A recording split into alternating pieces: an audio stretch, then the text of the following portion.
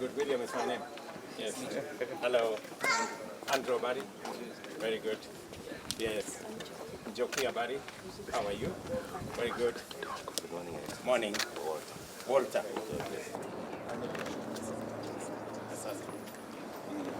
Kenya is attending, first of all, because the president has catapulted Kenya's diplomatic profile. Ameinua profile ya Kenya sana. Kenya is being seen as an anchor state on the African continent. The president himself has been assigned the role of championing AU reforms. Okay, so these are very significant assignments that the president has.